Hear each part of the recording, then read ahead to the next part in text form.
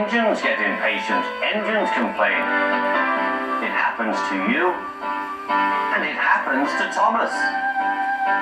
So what happened to Thomas? Oh, very well, I will tell you. Please do. All right, let's go.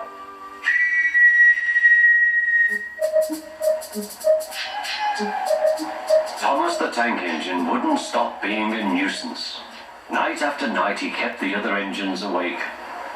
I'm tired of pushing coaches. I want to see the world. The other engines didn't take much notice, but Thomas was a little engine with a long tongue.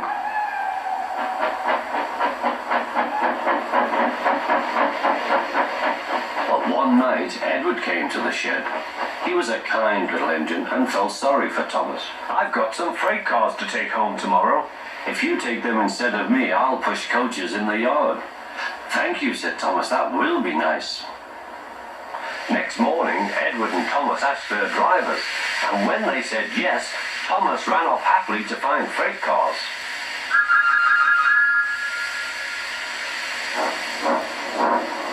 Now the freight cars are silly and noisy.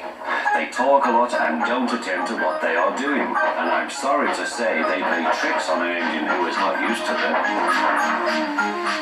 Edward knew all about freight cars. He warned Thomas to be careful, but Thomas was too excited to listen.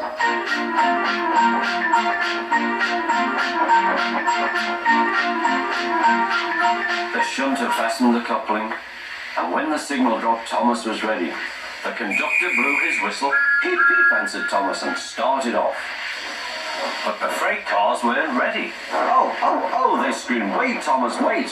But Thomas wouldn't wait. Come on, he puffed. All right, don't fuss. All right, don't fuss, grumbled the cars.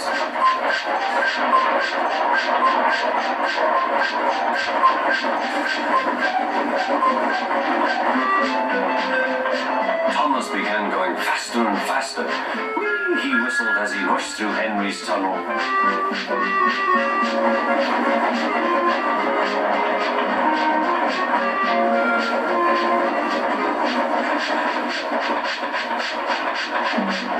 Hurry, called Thomas. He was feeling very proud of himself, but the cars grew crosser and crosser.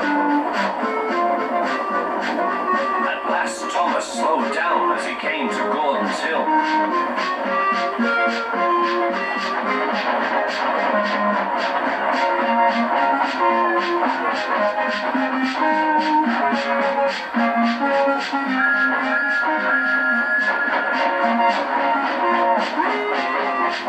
Steady now, steady, warned the driver as they reached the top. He began to put on the brakes. We're stopping, called Thomas.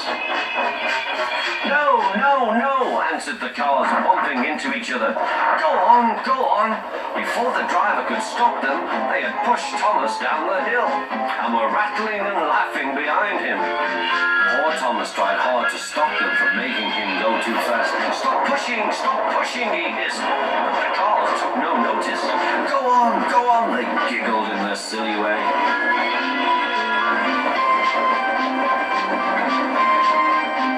There's the station. Oh dear, what shall I do? He cried. He rattled straight through and swerved into the goods yard. Thomas shut his eyes. I must stop.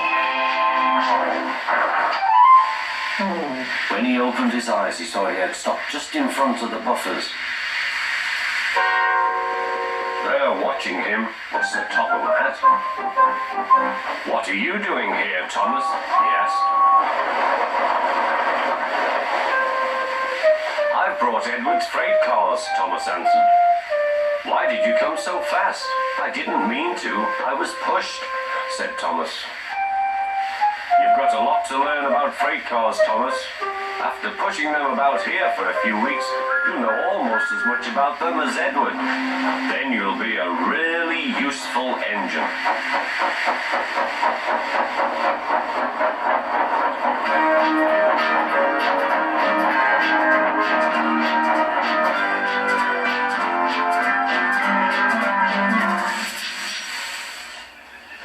Thanks for the story. It was just what I needed.